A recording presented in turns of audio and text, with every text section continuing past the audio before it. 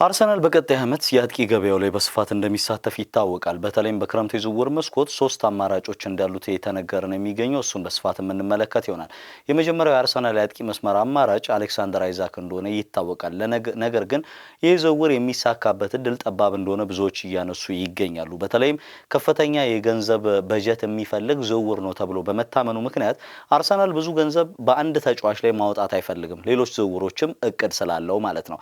በተለይም ባለፉት ሁለት ዓመታት አርሰናል ጫፍ እየደረሰ ዋንጫዎቹን ሲያጣ ተመልክተናል በፕሪሚየር ሊጉ። ዘንድሮ ግን ባለፈው ዓመት ከነበረበት ደረጃም የበለጠ ዝቅ ያለበት ነው። ምንም እንኳን በአውሮፓ ሻምፒዮንስ ሊጉ እስከ ግማሽ ፍጻሜ መጓዝ ቢችልም በፓሪስ ሴን ጀርማ ተሸንፎ ከውድድሩ ውጭ እስከሆነበት ድረስ መጓዝ ቢችልም ያለፈው ዓመት የእንግሊዝ ፕሪሚየር ሊግ ላይ 80 ነጥቦች ላይ ይገኝ ነበር። አሁን ግን በ13 ነጥቦች ዝቅ ብሎ ከታች እንደሚገኝ የተመለከትን ነው የምንገኘው። ተከታታይ ያቻ ውጤቶች በዛ ያሉ ያቻ ውጤቶችን የሚያስመዘግብ ባልተጠበቁ ጨዋታዎች ነጥብ የሚጥል ቡድን ሆኖ እየተመለከትነው ነው የምንገኘው። ምናልባትም በአርሰናል ቤት ያለው እሳቤ እንደ አሌክሳንደር አይዛክ ያሉ ተጫዋቾች ወደ ቡድኑ መምጣታቸው የቡድኑን የዋንጫ ፍላጎት ወይም ደግሞ ያንን ሚሲንግ ፐዝል ማምጣት የሚችለውን ተጫዋች ነው ብለው ያምናሉ። ዘንድሮ በኒካስል እያሳለፈ ያለው ሲዝን ደግሞ እጅግ በጣም ድንቅ የሚባል ነው። ነገር ግን ኒካስል በተለይ አሁን በአውሮፓ ሻምፒዮንስ ሊግ የሚያሳትፈውን ደረጃ ለማግኘት የተሻለው ቡድን ከመሆኑ ጋር በተያያዘ በቶፕ ፎር ውስጥ የሚገኘው ቡድን ነው። ከአንደኛ እስከ አምስተኛ ያሉ ቡድኖች የአውሮፓ ሻምፒዮንስ ሊግ ተሳታፊ ይሆናሉ። አራተኛ ባይሆን አምስተኛ ሆኖ ሊጨርስ ይችላል። ይህም ማለት እንደ ሊቨርፑል እንደ አርሰናል ያሉ ክለቦች የአይዛክ ፈላጊዎች ማለት ነው ሻምፒዮንስ ሊግ የሚገባ ከሆነ ኒካስል ተጫዋቹን ከኒካስል ለመንጠቅ ያላቸው አቅም እየተመናመነ የሚሄድበት አጋጣሚ እንዳለ በዚህ አጋጣሚ ማንሳት ያለብን ይመስላል። ሁለተኛና ሶስተኛ የአርሰናል አማራጮች ቤንጃሚን ሴስኮና ቪክተር ዮኬሬሽ እንደሆኑ ይታወቃል።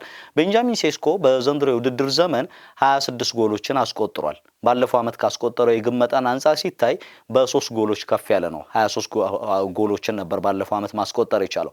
መረሳት የሌለበት ኢንተርምስ ኦፍ በጀትም ከተመለከት ነው ከዛ ባለፈ ከእድሜ አንጻርም ከተመለከት ነው ከአሌክሳንደር አይዛክም ሆነ ከዮኬሬሽ የተሻለው ምርጫ ነው። ምክንያቱም እያደገ የሚሄድ ታለንት በየአመቱ እድገቱ የሚታይ የፕሪሚየር ሊጉን ፊዚካል ዲማንድ ማሟላት የሚችል እጅግ ግዙፍ መስመር ላይ ወጥቶ መጫወት የሚያስችል ከኳስ ጋር ኳሊቲ ያለው ተጫዋች እንደሆነ ይታወቃል።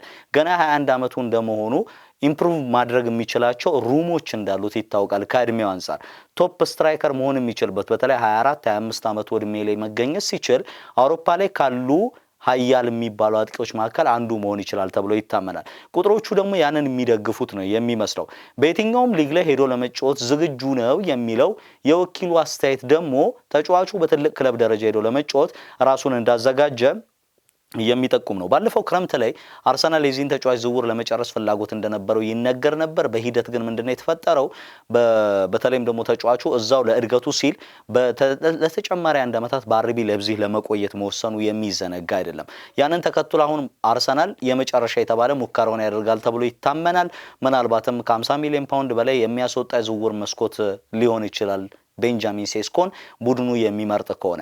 ከአርቴታ ባህሪ አንጻር ግን ወይም ደግሞ አንድሪያ በርታ የሚባሉት ስፖርቲንግ ዳይሬክተር ከመጡ በኋላ ግን የአርሰናል ዋነኛ ትኩረት ቪክተር ዮኬሬሽ ሊሆን ይችላል። በተለይ አሰልጣኝ ሚኬል አርቴታ ከግብ አስቆጣሪነታቸው ባለፈ በቡድኑ የጨዋታ እንቅስቃሴዎች መሳተፍ የሚችሉ በሊንክ አፕ ፕሌይ፣ በሆልድ አፕ ፕሌይ የተለያዩ ነገሮችን ማድረግ የሚችሉ የግብ ዕድሎችን መፍጠር የሚችሉ ለመስመር ተጫዋቾቻቸው የመሮጫ ስፔሶችን መፍጠር ለሚችሉ ተጫዋቾች ትኩረት የሚሰጥ አሰልጣኝ እንደሆነ ይታወቃል። ብዙ ጊዜ አውት ኤንድ አውት ስትራይከር ወይም ደግሞ እነዚህ ፎክስ ኢን ዘ ቦክስ የሚባሉ የ9 ቁጥር አጥቂዎችን ሲጠቀምም አላስተዋልንም በአርሰናል ቤት ቆይተው ማለት ነው። ጋብሪኤል ጄሱስ እንደዛ አይደለም ወይም ደግሞ ከሀቨርትስም ቢሆኑ እንደዛ አይነት ባህሪ ያላቸው ተጫዋቾች እንዳልሆኑ ይታወቃል።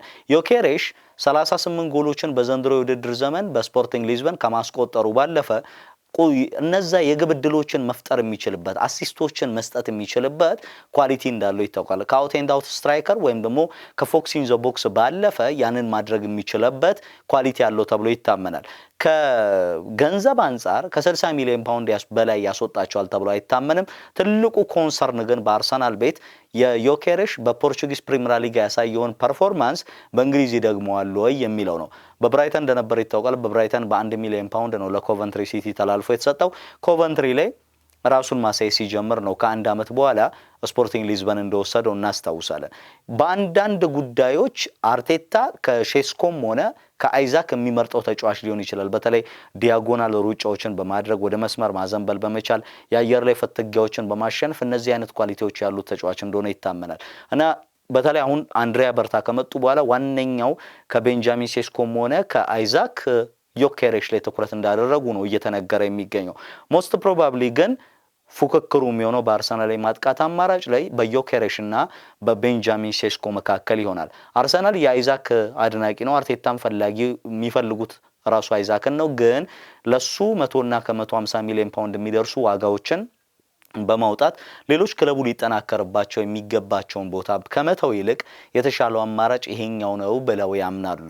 ሁለቱን ተጫዋቾች እንደ አማራጭ መመልከት ቶፕ ስትራይከር እንደሆኑ ደግሞ በየክለቦቻቸው እያስመለከቱን ነው የሚገኘው። በዚህ ጥቂት ሳምንታት ደግሞ ሞር ዮኬሬሽም ሴስኮም ከአይዛክ የበለጠ ዋነኛው የአርሰናል ሄድላይን ሆነው እየመጡ ነው የሚገኙት።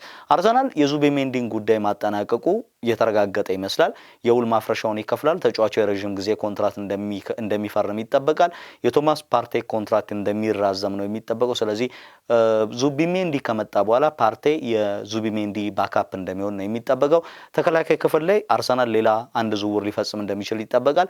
ከዛ ባለፈ አርሰናል ትልቁን ዝውውር ሊያደርግ የሚችለው በመስመር ክፍሉ ላይ ነው ተብሏል። በዋናነት የሚነሳው ዝውውር ኒኮ ዊሊያምስ ነው።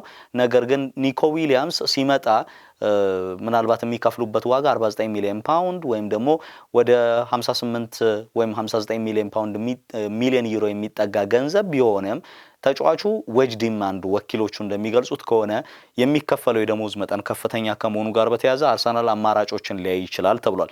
ስለዚህ በአርሰናል ዊሽ ሊስት ውስጥ ሁለት ተጫዋቾች ነው ያሉት። አንደኛው የአትሌቲክ ቢልባኦ ኒኮ ዊሊያምስ ይሆናል። ሌላኛው ግን ከደሞዙም አንጻር ዝቅተኛ ደሞዝ ሊከፍሉለት የሚችሉት የዶርትሙንዱ በእርግጥ ከ50 ሚሊዮን ፓውንድ በላይ ነው ዶርትሙንድ የመሸጫ ዋጋ አድርጎ የለጠፈበት ጂሚ ባይኖ ጊቴንስ ሊሆን እንደሚችል ይጠበቃል። ስለዚህ የአርሰናል የክረምት የዝውውር መስኮት እንዲህ ባለው ሁኔታ ላይ የሚያጠነጥን ይሆናል። የሌሎች ክለቦች ምን ይመስላል የሚለውን በሌሎች ፕሮግራም ይዤላችሁ የሚቀርብ ይሆናል። ለዛሬ ግን መልካም ጊዜ ተመኘውላችሁ።